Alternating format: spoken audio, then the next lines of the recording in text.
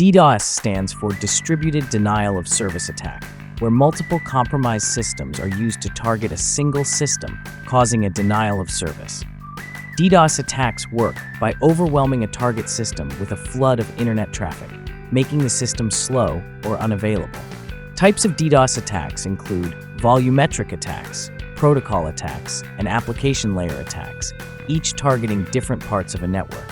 DDoS attacks can have severe impacts on businesses, leading to financial losses, reputational damage, and disruption of services. Common targets of DDoS attacks are websites, online services, and network infrastructures that rely on internet connectivity. Methods to mitigate DDoS attacks include using specialized hardware, cloud-based protection services, and implementing network security best practices.